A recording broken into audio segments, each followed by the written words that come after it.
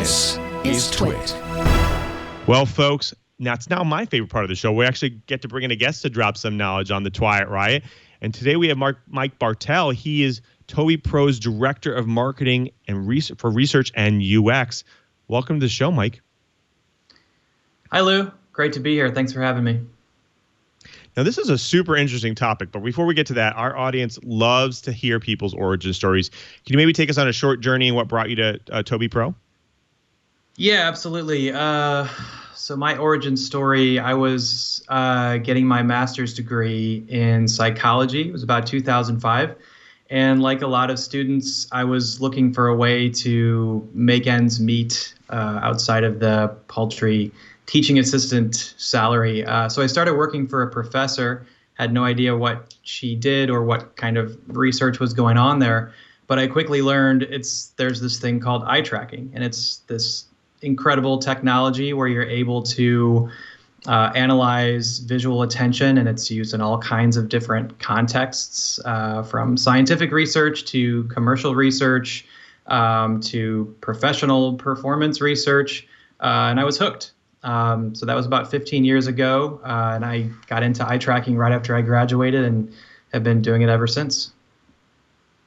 Now, you brought up a good point. Like eye tracking, I've experienced eye tracking in my past, where we used to use it for whether it's thick clients, applications on your machine, or even just websites, where we used to do like heat mapping through user research. We had users come in and use our applications, and then we would heat map where they would look, and we would detect, okay, well, this is where they first looked, where they looked for navigation, and so maybe we should add some more navigation options there.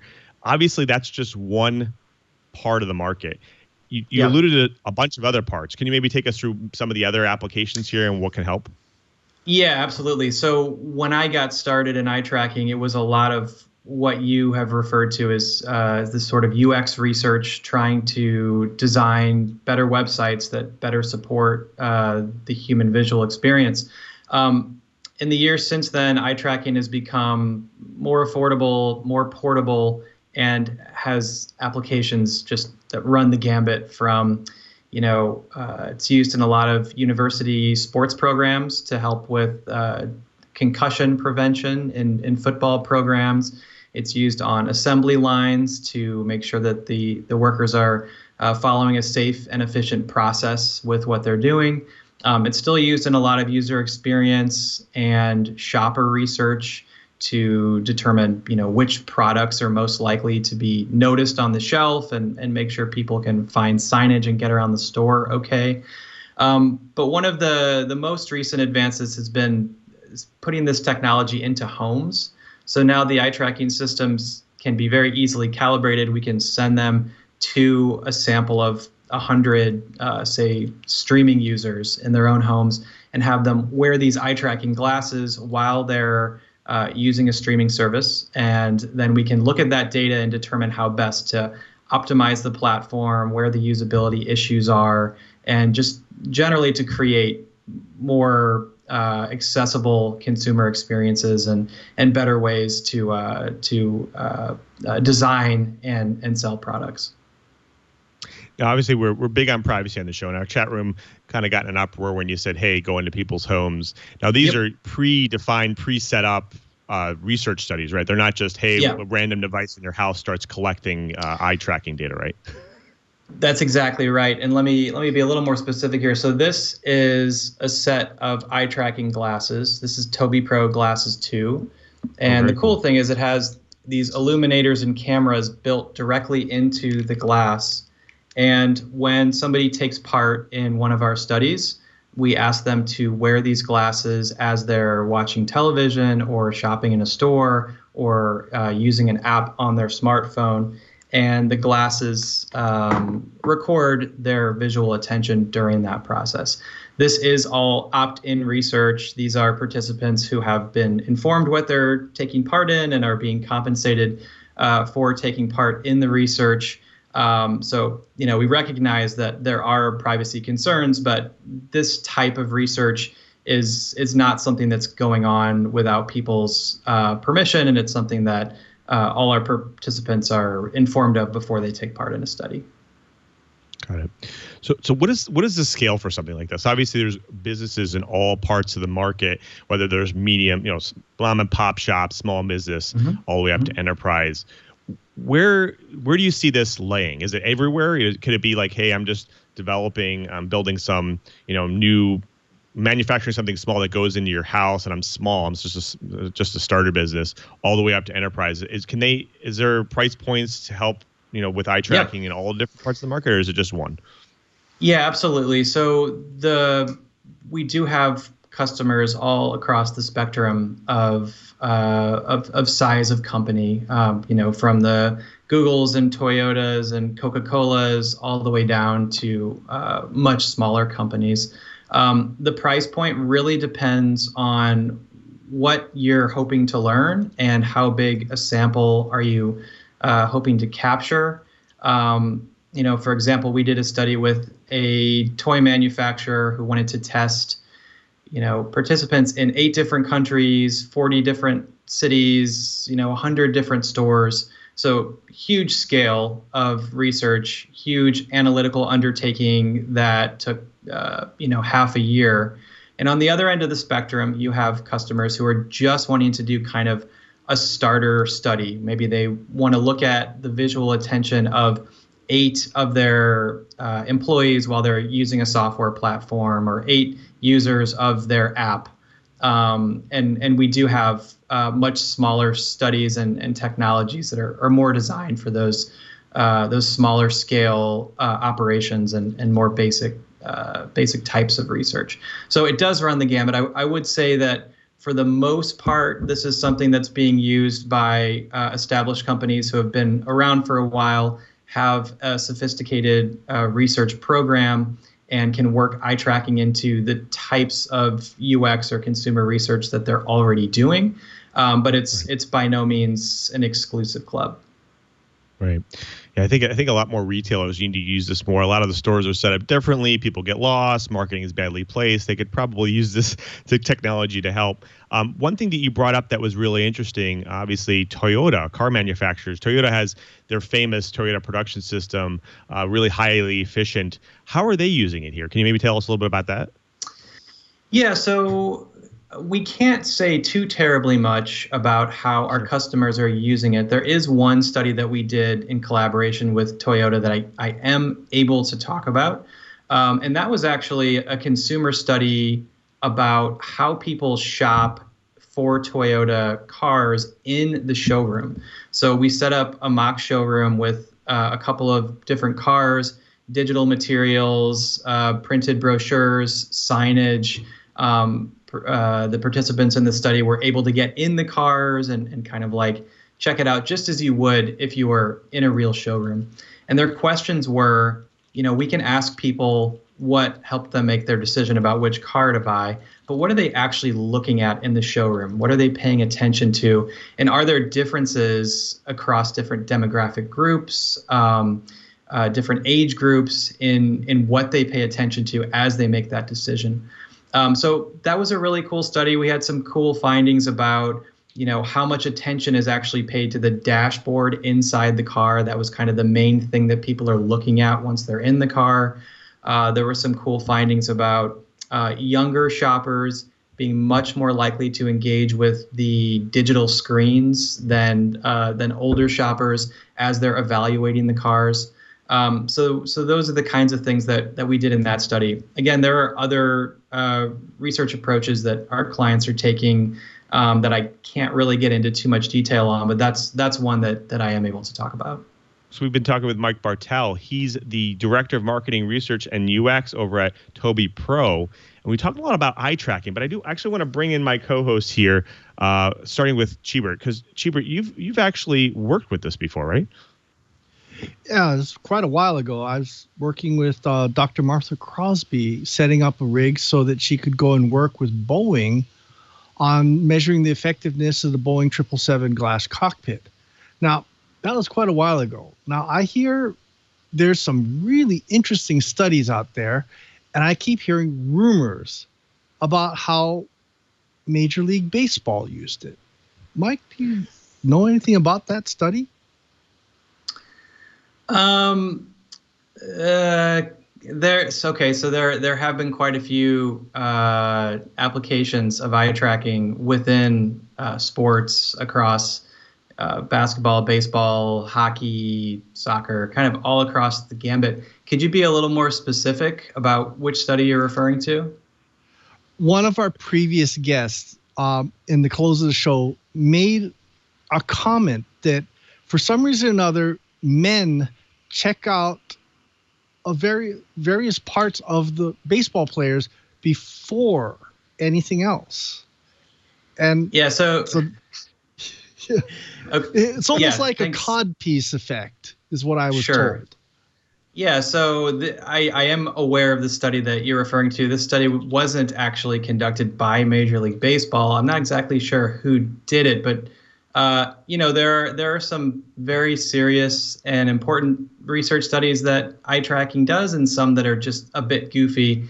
I think you're referring to one where they determined that men are much more likely to visually explore the athletic supporter region of a picture of a baseball player than females shown the same picture. That's a study that has gotten some attention and some interest over the years, and it does come up from time to time in interviews like this.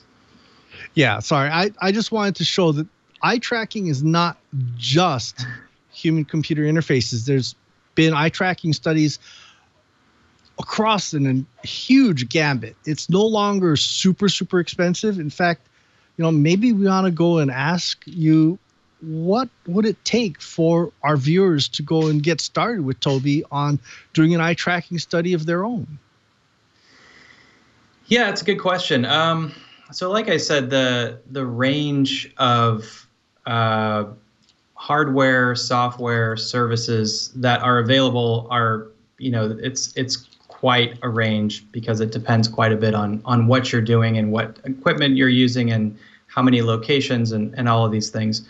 We have studies that have spanned years and cost hundreds of thousands of dollars for some of these larger customers.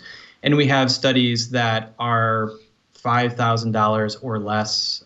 We offer the ability to rent eye tracking equipment for even less than that. So it is the kind of thing that's kind of available at all price points for a given company. So I do want to bring Curtis back in, because he could put a little bit of an enterprise spin on it as well. Curtis? Well, I am curious. You've talked about the user interface side of things, and I'm familiar with that. Even in the communications industry, we do a lot of things about trying to see how people are navigating a page to consume information. But my real question is, are there applications of eye tracking outside the development area? I mean, is this one of those things that is of use in development, but then it's over and done with? Or do you have clients who use it throughout the life cycle of a product or service? Yeah, absolutely.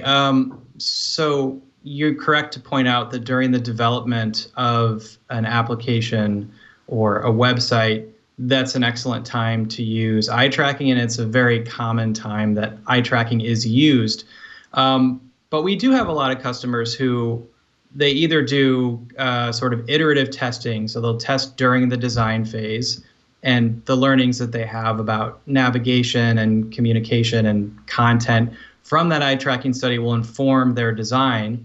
But then 6 months or a year later, they'll run the exact same test to confirm that the insights from the original study were correct, and then they iteratively will make changes to the website as they go. We also have a lot of customers who they'll have a question. So for example, if it's an e-commerce company and they've discovered that for a particular category of product, they're noticing that a lot of their customers put it in the cart, and then for some reason they abandon the cart and don't end up purchasing the product. And what they're learning from surveys isn't really giving them the information they need on why this is happening and why people aren't following through with their purchase. Running a UX study that includes a full analysis of kind of that click stream along with a full analysis of their visual attention, can kind of unlock secrets into why that might be. You're able to see what do they look at right before they take the item out of their cart or right before they close the website. What's the information that they didn't notice that might have compelled them to move forward and actually make that purchase? So that sort of exploratory research about existing research questions is another way that eye tracking is used, aside from just to inform design decisions during the building of a website or application. Okay. And, a follow-up, and I'm going to ask you to look a little bit into the future with this, if you don't mind, because you were talking about follow-up studies to go beyond just the basic development process. Even with the glasses that you showed earlier, which are pretty non-obtrusive, pretty simple as devices go, I can imagine that they're not the sort of thing that most employees, most users would be comfortable having on all the time, just as a matter of course.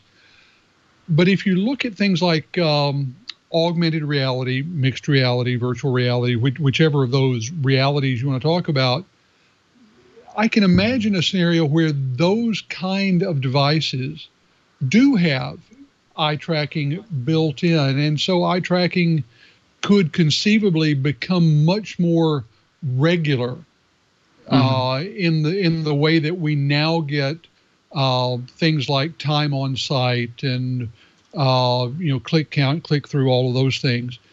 Can you imagine a scenario where eye tracking is just part of the normal metrics we get on sites and applications and services, so that there can be this sort of continuous improvement that we're used to out of our Six Sigma and Agile disciplines? Yeah, really good question. So to the point about incorporating eye tracking into VR and AR, I don't have to look too far into the future for that. It already is happening. There are already VR systems on the market that have eye tracking incorporated into the actual hardware itself. In terms of eye tracking becoming ubiquitous to the extent that it's being used on sort of a constant basis to improve design based on sort of data that's collected all the time. Of course, there are privacy concerns and things that a lot of listeners of your show I'm sure would take very seriously. So that's one of the major roadblocks, and that's the primary reason I would say that for the time being, the research that we're conducting is all with participants who specifically give consent to participate and are paid for their time, and the data is only used for a very specific purpose on a product or in a store or on a website. But I don't have a crystal ball, but if I could look 5-10 years into the future, I would expect that eye tracking will continue to grow and will continue to be used, and will start to be used in some of the ways that you've sort of pointed to. Right. Well, unfortunately, all good things must come to an end. Mike, thank you so much for being here. We're running a little bit low on time. I do want to give you a chance to tell the folks at home where they can go to learn more about Tobii Pro and eye tracking. Yeah, thanks so much again for having me. Really enjoyed it. If anybody's interested in learning more about Tobii Pro eye tracking, you can visit us at tobiipro.com. That's TOBIIPRO.com. On social media, you can find us at Tobii Pro. And we'd be happy to tell you more about our technology and solutions. Fantastic. Thanks again for being here.